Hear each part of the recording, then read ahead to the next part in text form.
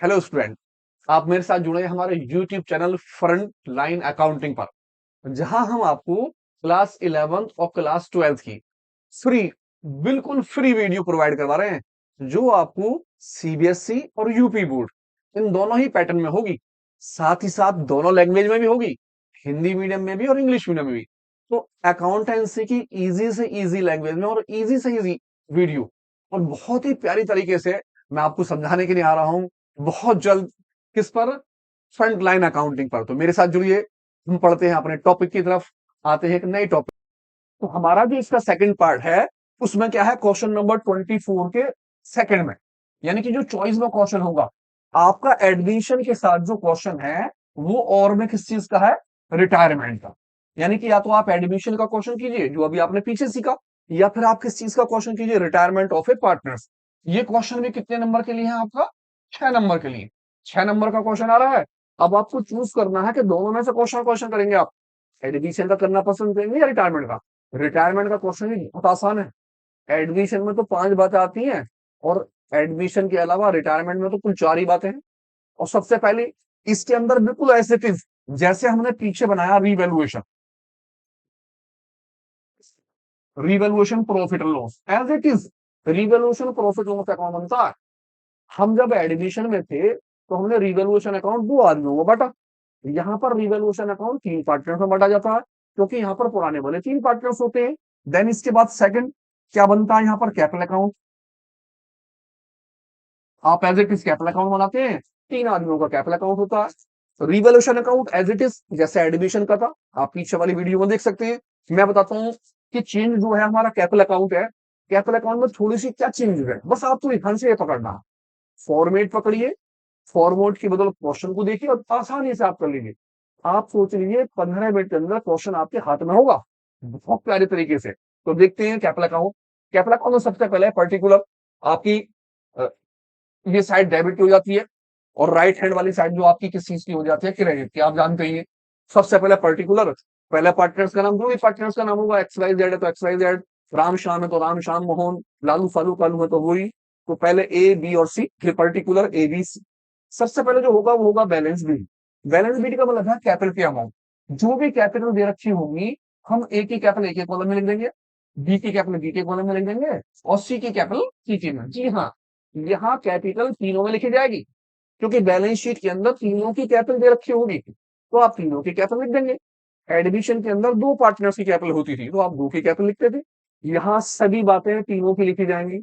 जैसे कि नंबर 2 पर जनरल रिजर्व, कोई भी बैलेंस शीट में कोई रिजर्व दे रखा हो या कोई फंड दे रखा हो, तो आप उसे तीनों के रेशो में डिवाइड कर देंगे, 1 2 3।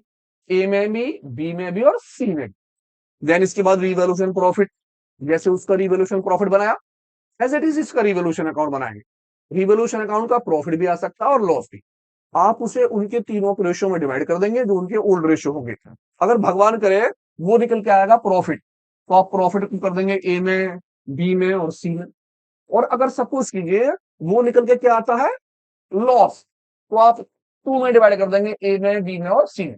अब आप तो जानते हैं कि दोनों चीजें तो आ नहीं सकती, या तो प्रॉफिट निकल के आएगा या फिर क्या निकल के आएगा? लॉस। तो दोनों में से जो भी निकल के आया, वन ऑफ देम, आप उसे या तो यहां रख लीजिए या फिर यहां, दोनों में से जो भी आपको लगे उसका आंसर लिख लीजिए। प्रॉफिट वाई में और लॉस टू।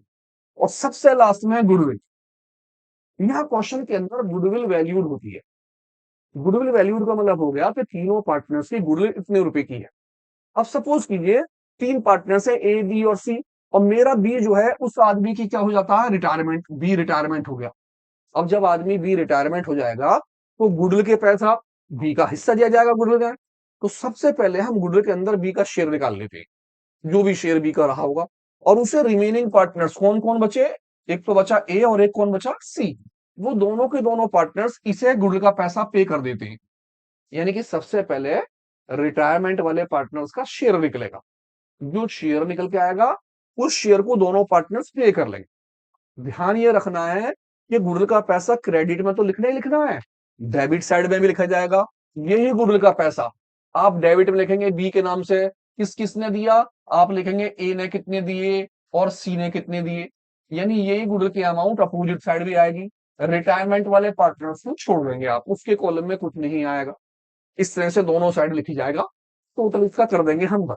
जब हम इसका टोटल बंद कर देंगे तो इन्हीं टोटलों को नीचे उठा कर रख देंगे। यही टोटल आपका अपोजिट साइड आ जाएगा।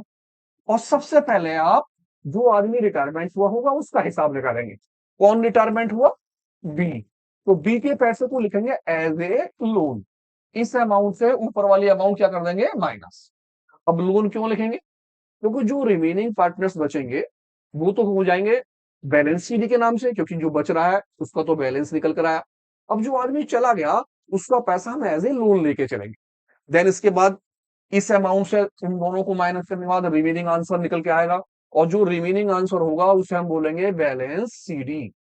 इसी तरह इस टोटल में से ऊपर के दोनों माइनस कर देंगे, ये आंसर आएगा। काम हो जाएगा खत्म।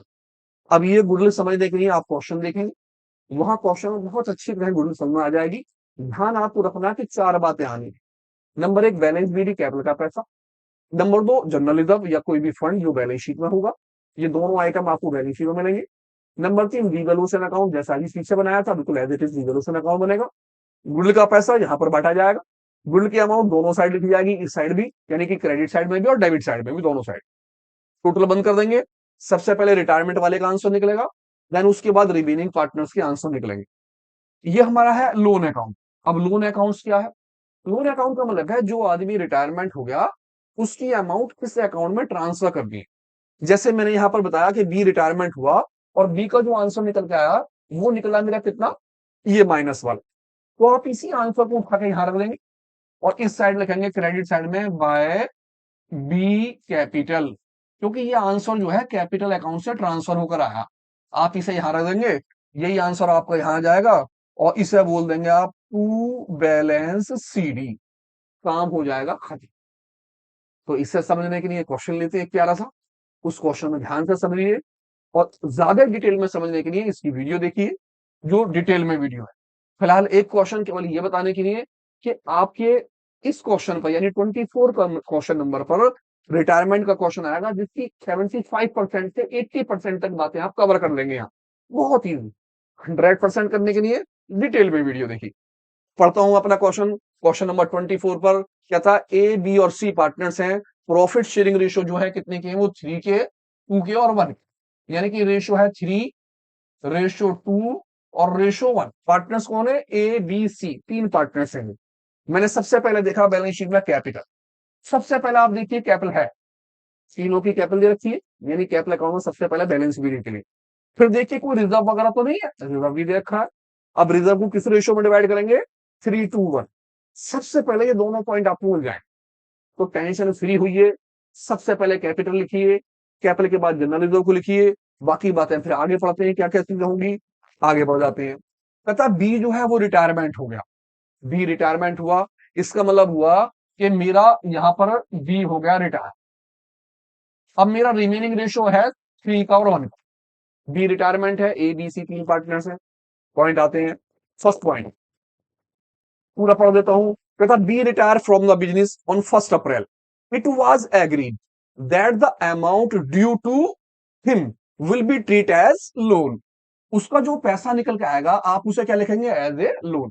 यानी कि बी का जो आंसर आएगा आप उसे लोन लिखेंगे, वो ना बोले तब भी आपको लोन ही लिखना है। It was also agree the adjustment the adjust the value of asset as. अब एसेट्स की वैल्यूएशन करी गई, क्या क्या वैल्यूएशन करी गई देखते हैं आप। सबसे पहला पॉइंट नंबर 1 कहता provision provide a reserve of 5% on debtors. Debtors पर क्या ना करना? रिजर्व, और वो भी किस चीज के? डाउटफुल डेप्ट। अब ये हमने पीछे पढ़ा था कि रिवैल्यूएशन अकाउंट में अगर डाउटफुल डेप्ट होता है तो रिवैल्यूएशन के टू में आता है। तो मैं आ जाता हूं अपने रिवैल्यूएशन अकाउंट पर और मैं पढ़ता हूं मेरे पास ये दिया है डाउटफुल डेप्ट। और डाउटफुल डेप्ट हमारे किस में आते हैं? वो डेबिट साइड में है। और ये वाली हमारी साइड कौन सी होती है? Credit side. तो मैं डाउटफुल डेप्ट वो भी किस पर है? सन्ड्री डेप्टर्स पर। कितने परसेंट है? 5%। मैं आ गया टू वाली साइड में, मैंने लिखा टू डाउटफुल डेप्ट, डाउटफुल डेप्ट। और कितना परसेंट? 5%। मैंने फटाफट देखा मेरे डेप्टर्स की अमाउंट है कितने की। आ गया डेप्टर्स 90,000। 90,000 का मैंने 5% ले लिया। 90,000 मल्टीप्लाई 5/100। अब भैया 90,000 का 5% काटा, 10 से 10, 10 से 10, 9 5 45, 4,500। यानी कि डाउटफुल डेप्ट 4,500 रुपए निकल के आए। हमेशा बैड डेप्ट या डाउटफुल डेप्ट टू में आएंगे, आप उसे टू में लिख देंगे। नेक्स्ट सेकंड पॉइंट पढ़ते हैं। सेकंड पॉइंट में क्या कहता है वो, कहता है रिड्यूस स्टॉक। अब स्टॉक को रिड्यूस कर दिया गया कितने परसेंट से, 5%। रिड्यूस बोल दे, डेप्रीशिएशन बोल दे, या रिटन डाउन बोल दे। एसेट्स में डिक्रीजिंग हमेशा टू में आती है। हमने पीछे पढ़ा अकाउंट्स के अंदर, तो मैंने यहां लिखा टू में, यानी कि डेबिट साइड में लिखा टू स्टॉक रिड्यूस। और कितना परसेंट, 5%। मैंने देखा भैया मेरा स्टॉक है कितने का, मैं आ गया स्टॉक पर। स्टॉक मेरा है 70,000 का, 70,000 का कितना परसेंट रिड्यूस करना है, 5%। तो मैंने 70,000 का 5% ले लिया। Bracket 70,000 multiply 5/100। 10 से 10 कट हो गया, 10 से 10, और 7 5 35, 3,500 रुपए। एक छोटी सी बात आप ध्यान रखिएगा, ये वर्किंग नोट आप नीचे करिएगा, अंदर मत कीजिएगा। आप यहां लिखेगा टू स्टॉक रिड्यूस 5% और अमाउंट 3,500। ये रफ काम में कीजिएगा। नेक्स्ट अगला पॉइंट आते हैं, कहता मशीनरी। इस पर क्या है, डेप्रीशिएट। आप जानते हैं रिड्यूस बोल दो या डेप्रीशिएट, टू में ही आना है। यानी डेबिट साइड में कितना परसेंट है, 10%। मैं आ गया इस साइड में, मैंने यहां लिखा टू, क्या नाम था, मशीनरी। और कितना परसेंट है मेरा, 10%। मैं आ गया क्वेश्चन के ऊपर, देखा बैलेंस शीट में मशीनरी ये रही, कितना 60,000। मशीन 60,000 की है, और मशीन पर कितना परसेंट है मेरा, 10%। 60,000 का 10%, आ जाते हैं 60,000। और 60,000 का मैंने निकाला 10/100। और आराम से मैंने एक जीरो से पहली वाली जीरो, दूसरी से जीरो से दूसरी जीरो काट दी, और मेरी अमाउंट आ गई 6,000। 6,000 रुपए का डेप्रीशिएशन लग गया। नेक्स्ट पॉइंट कहता है फैक्ट्री बिल्डिंग। आपकी जो फैक्ट्री की बिल्डिंग है वो क्या है, एप्रिशिएट। और आप जानते हैं एप्रिशिएट होने का मतलब इंक्रीजिंग होना, और एप्रिशिएट हमेशा कहां आते हैं, बाय। तो मैंने यहां लिखा बाय बिल्डिंग एप्रिशिएट। और ध्यान रखिए, अगर अमाउंट दी है बाय, बाय का मतलब है कि 11,000 रुपए से ही एप्रिशिएट हो गई, तो बाय में अमाउंट सेम लिखते हैं, आप एज इट इज यहां लिख लेंगे 11,000 रुपए।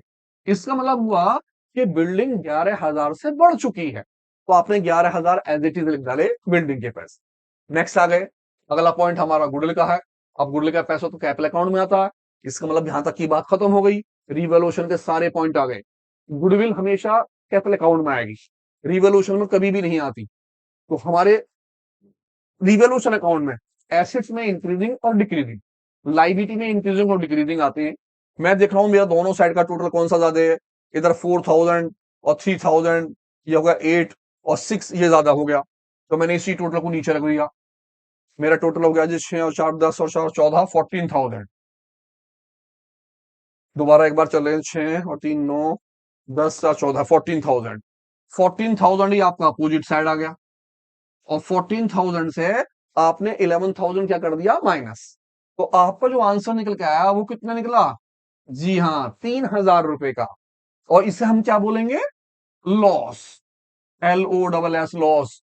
आप जानते हैं हम लिखते हैं प्रॉफिट या लॉस, इधर है तो प्रॉफिट और इधर है तो क्या, लॉस। प्रॉफिट वाला इस साइड का, और लॉस वाला इस साइड का। यानी कि इस साइड आंसर निकला तो आपका क्या हो गया, वो लॉस हो गया। और लॉस को आप इन तीनों के रेशो में डिवाइड कर लेंगे। कौन कौन से रेशो थे तीनों के, 3 2 और 1। मैंने लॉस को डिवाइड करा 3:2:1। पीछे एडमिशन के क्वेश्चन में हमने देखा था प्रॉफिट, प्रॉफिट को डिवाइड करा था। इस क्वेश्चन में हमने लिया है लॉस, ताकि ये पता चल जाए कि लॉस हो तो हम कहां लिखेंगे और प्रॉफिट हो तो हम कहां लिखेंगे। तो लॉस है, लॉस को भी हमने पुराने रेशियो में डिवाइड कर रहे हैं। पहले का नाम ए है, लॉस में 3,000 रुपए, ये अमाउंट मल्टीप्लाई ए का अपना शेयर 3, डिवाइड सभी का रेशनल ऐड, 3 और 2 5 और 1 6, 6 से डिवाइड कर दिया। इसी तरह बी का शेयर निकाला मैंने 3,000 मल्टीप्लाई सेकंड वाले का 2 और सभी का रेशनल ऐड 6। इसी तरह मैंने सी का रेशो निकाला 3,000 रुपीज मल्टीप्लाई सी का रेशो 1 अपॉन सभी का रेशनल ऐड कितना 6। पता है ना आपको, आप आसानी से काट लेते हैं, तो 6 से काट देते हैं हम, 6 से 6 5 30, यानी कि इसके तो आ गए 500, 500 में 2 की मल्टीप्लाई करी, इसके आ गए 1000, 5 में 3 की मल्टीप्लाई करी, इसके आ गए 1500। अब आपके तीनों के जो आंसर निकल के आए वो लॉस निकला, ए का 1,500, बी का 1,000 और सी के 500 रुपीज। रिवॉल्यूशन अकाउंट तैयार। आ जाते हैं अपने सेकंड अकाउंट के ऊपर। सेकंड अकाउंट इससे भी आसान है, ये 4 बातें गिनती की हैं, छाप दीजिए आप, बिल्कुल एज इट इज लिखनी है, एज इट इज, कुछ भी नहीं बदलना। ध्यान रखना तो ये कि रिटायरमेंट कौन हुआ, जैसे इन तीनों में मेरा रिटायरमेंट कौन है, बी, तो मुझे ये ध्यान रखना कि रिटायर वाला जो है वो बी, वो भी गुडल के लिए। जब मैं गुडल की ट्रीटमेंट करूंगा तो मुझे ये ध्यान रखना पड़ेगा कि रिटायरमेंट कौन, तो मैं गुडल को छोड़कर पहले ऊपर की चीजें भरता हूं। जैसे मैंने आपको बताया बैलेंस बीडी, बैलेंस बीडी में कैपिटल का पैसा आएगा, तो मैं अपने पुराने अकाउंट्स पे आता हूँ बैलेंस शीट में और देखता हूँ मेरी कैपिटल कितने की है, 1 लाख 1 लाख 1 लाख, तीनों की इक्वल कैपिटल है, 1-1 लाख रुपए की। तो मैंने सबसे पहले कैपिटल उठाई और पहले की अमाउंट लिख दी 1 लाख रुपए की। इसी तरह मैंने दूसरी की अमाउंट लिख ली 1 लाख रुपए की। इसी तरह मैंने तीसरे की अमाउंट लिख दी कितने की, 1 लाख रुपए की। जब आप कैपिटल लिख लें तो सेकंड स्टेप होगा रिजर्व। कोई भी रिजर्व हो, कोई भी फंड, प्रोविडेंट फंड को छोड़कर, प्रोविडेंट फंड को नहीं लेते हैं हम, प्रोविडेंट फंड नहीं बटा जाता। प्रोविडेंट फंड का मतलब होता है जो वर्कर्स हमारे यहाँ काम कर रहे हैं उनके पैसे हैं, उसे नहीं बांटते। कोई भी जनरल रिजर्व हो, कोई भी रिजर्व हो, कोई भी फंड हो, 60,000 रुपए का है, आप 60,000 को 3 2 और 1 में डिवाइड कर लेंगे, आ जाते हैं 60,000 को डिवाइड कर रहे हैं, मैं यहां डिवाइड कर लेता हूं 60,000 किस रेशो में, 3:2:1। 60,000 को मैंने डिवाइड करा, मल्टीप्लाई पहले वाले का 3 और सभी का टोटल 6, ए में आ गया। मैंने बी में डिवाइड करा 60,000 रुपीज मल्टीप्लाई सेकंड वाले का 2 और सभी का टोटल 6। इसी तरह मैंने सी में डिवाइड करा 60,000 मल्टीप्लाई पहले वाले का लास्ट वाले का 1 और सबका टोटल 6। तो 6 से गया 10 बार 30,000, इनका टोटल आ गया 30,000 और इनका जो निकल के आया वो 20,000 और इनका जो निकल के आया काटने के बाद वो निकला हमारा कितना, 10,000 रुपीज। इस तरह से 60,000 में तीनों का शेयर निकाल दिया, पहले का शेयर 30, दूसरे का 20 और तीसरे का 10,000। रफ पेज ले लें नीचे, वर्किंग नोट, वहां आराम से करें, ठीक है ना। किसी भी क्वेश्चन के बीच में कोई भी रफ काम ना करें, ये ध्यान रहे आप। पहले सारे अकाउंटों की लाइन बना के रख दें, सारे अकाउंटों की लाइन बना लें, सारे अकाउंट्स की लाइन बनाने के बाद एक पेज ले लें, लिख दें वर्किंग नोट, वहां आराम से सारा रफ काम करें आप, बड़े मजे से। तो मैं आता हूं फिर दोबारा से, आता हूं रिवैल्यूएशन प्रॉफिट पर।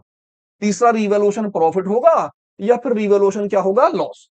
अब आपको पता कैसे चलेगा, आप देखेंगे अपना पहला वाला अकाउंट, आपके पहले वाले अकाउंट्स में मेरे इस वाले में क्या निकल कर आया है, लॉस। अब अगर लॉस निकल कर आया तो वो अपोजिट साइड जाएगा, मेरा क्रेडिट साइड में है ये, तो लॉस कहां जाएगा, 2 में। प्रॉफिट होता तो मैं कहां लिखता, बाय में। 1,500, 1,000 और 500 रुपए का मैंने देखा, यहां तो क्या आता है मेरा प्रॉफिट, तो इसका मतलब क्वेश्चन के अंदर प्रॉफिट है ही नहीं, तो मैं इसे काट दूंगा, यानी मैं इसे लिखूंगा ही नहीं। मैं आ जाऊंगा इस साइड, मेरा है लॉस, पहले वाले के अमाउंट 1,500, दूसरे की 1,000 और तीसरे की 500। मैंने तीनों का क्या लिख दिया, लॉस लिख दिया। इस तरह से मेरे 3 पॉइंट क्लियर हो गए। स्टेप मार्किंग है, एक एक चीज को ध्यान ध्यान से लिखिए, जो चीज आपको हार्ड रख रही है उस हाथ में रोक लीजिए, सबसे लास्ट में उसे छोड़िए। जैसे कि गुडविल, अब मुझे गुडविल को डिवाइड करना है, अब कैसे डिवाइड करेंगे देखिए ध्यान से बहुत अच्छी तरह। मैंने देखा कि मेरे क्वेश्चन में गुडविल वैल्यू 1,50,000 रुपए की है, तो आप सबसे पहले अपने वर्किंग नोट में पहुंचिए और वर्किंग नोट में लिखिए गुडविल वैल्यू। Goodwill value 1,50,000। आपके पास तीनों के रेशो हैं, ए भी है, बी भी है और सी भी, 3, 2 और 1। आपको जो रिटायरमेंट हुआ है वो पार्टनर्स हुआ है बी, बी रिटायरमेंट हुआ। तो सबसे पहले इस गुडविल में आप किसका शेयर निकालेंगे? बी का। भाई सारे पैसे आपके पास 1.5 लाख है तीनों आदमियों के, आपने बी का हिसाब देना है। तो आप इस 1.5 लाख में बी का क्या निकाल लेंगे हिसाब? तो मैंने यहां लिखा बी शेयर इन गुडविल, सीधा सा है, गुडविल की अमाउंट लिख दूंगा मल्टीप्लाई बी का क्या लिख दूंगा? शेयर। तो मैंने गुडविल की अमाउंट देखी 1,50,000, कहां से ले ली? ऊपर से। मल्टीप्लाई बी का शेयर कहां से ले लिया? 2 अपॉन सभी का रेशनल ऐड 6। आराम से मैंने काटा, 2 से 3 बार गया, 3 से गया कितनी बार? 5 बार, यानी कि इनके हिसाब से जो गुडविल निकल के आई वो कितनी की निकली? 50,000। अब मुझे 50,000 रुपए पे करने हैं। किसे पे करने हैं? बी को। अब बी को जो पैसे पे करेगा वो कौन कौन करेगा? ए और सी। तो इस पैसे को हम कहेंगे 50,000 गुडविल पे by A and C in ratio. अब इन दोनों का रेशो क्या रह गया? 3:1। जो ये रेशो बचा हुआ है ये वाला, ए 3 और 1। आप 3 और 1 दोनों में क्या कर देंगे? इसे डिवाइड। तो मैंने सबसे पहले निकाला ए का शेयर, ए के अमाउंट में डाला 50,000 मल्टीप्लाई 3 और दोनों का टोटल 4। फिर निकाला मैंने बी का शेयर, बी का शेयर में निकाला 50,000 मल्टीप्लाई 1 ये वाला अपॉन दोनों का टोटल 4। और 4 से मैंने 50,000 को काट दिया आराम से। जब मैं 4 से 50,000 को काटता हूं तो निकलते हैं 12,500 रुपए। 12,500 में 3 की मल्टीप्लाई कर लेता हूं, भारतीय 3600, 37,500। 37,000 मेरी पहले की अमाउंट लिखी 37,500, दूसरे के निकले 12,500। इस तरह से आप ये कह सकते हैं कि सारी गुडविल है 1.5 लाख रुपए की। बी का जो हिस्सा निकल रहा है वो निकला है 50,000 रुपए का। ए देगा 37,500 और बी देगा 12,500। ये सारा वर्किंग नोट आपको ध्यान रखना बस खाली। अब आ जाते हैं क्वेश्चन पे, कैसे लिखेंगे? आप यहां लिखेंगे गुडविल का पैसा बी जो दे रहा है, ए जो दे रहा है, ए कितने पैसे दे रहा है बी को? 37,500। ए पे कर रहा है, सी पे कर रहा है, कितने पैसे सी पे कर रहा है? 12,500। और यही दोनों अमाउंट है एज इट इज यहां आ जाएंगे। ये गुडविल बी को जो गुडविल दी है वो ए ने कितनी दी? 37,500 और सी ने कितने पैसे दिए? 12,500। ये पैसे दिए किसे गए? बी। बस ये दोनों साइड लिखना आपको। पहले आराम से उसे डिवाइड कीजिए, डिवाइड करने के बाद इस तरफ रिटायरमेंट वाले के कॉलम, क्योंकि ये दोनों पैसे पे करेंगे बाय किसके द्वारा दिया गया? ए ने दिया बी को, सी ने बाय दिया, किसने दिया? सी ने दिया, किसे दिया? बी को। तो ये दोनों अमाउंट है जस्ट इधर आ जाएंगे। खत्म हुआ क्वेश्चन, टोटल कर देंगे बंद।